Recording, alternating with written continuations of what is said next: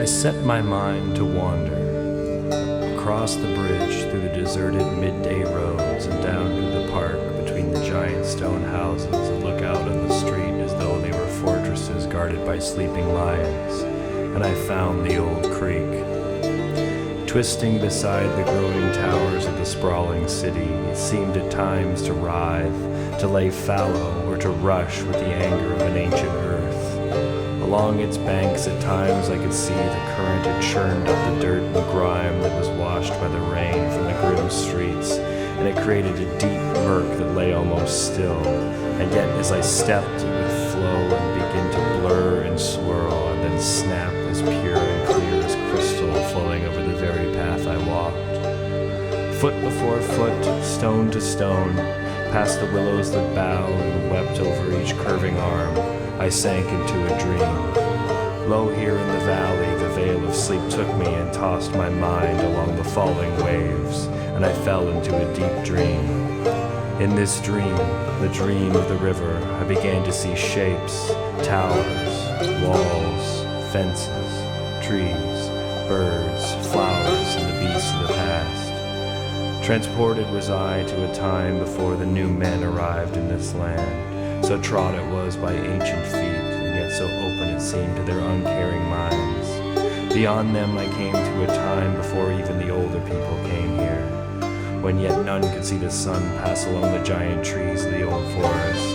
And I saw when the land was encased in ice, and the fell hand of ages dragged its dagger along the bones of the earth. And then came the thaw, the torrents of water running over the soft earth. And yet as the stones were hauled along to the great ocean, the flowers would bloom again, and men and women came, and lived and breathed, and danced and died. But I was not there, for there did not exist, as it had not been made.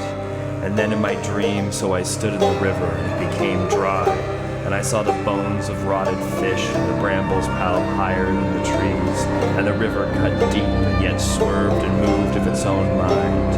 And then I was torn from that vision, and I fell into a nightmare, and the land was cut deep with the blade of industry, and thousands of stones were gouged from the very depths of the earth, and then a dagger of man carved the very marrow of the dale. And they set it against the rock and wire and concrete, and held the river, and bound it and broke it.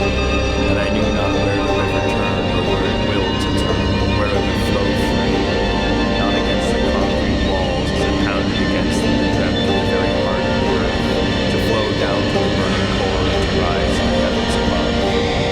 And as I sit in it, I feel its heart filled with poison that bleeds from the earth, poison that leaps from the very center of the soil, burning and gnawing, raking and wailing in the music of ages of grief.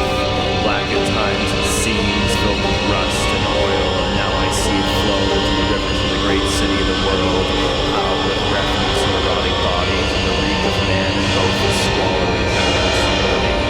I feel the rivers that burn, the rivers that are dead, the rivers that become the bed of a desert, and I weep with sorrow the force that once fell from the sky in a hail of ice and rock that covered this wall of fire, and see the domain of fire giants, and for a brief moment wish this certainly bring its soul to destruction.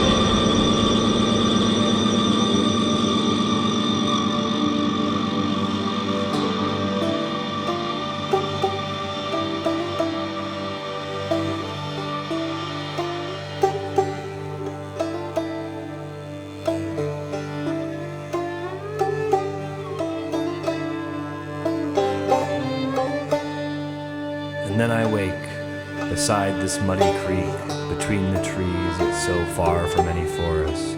And I look upon this old heart of the wood that rolls to the great lake of the north, and I cannot pause. And I must return to my stone world, for at least there I know what is stone and what is dead. For in this creek there is nothing certain.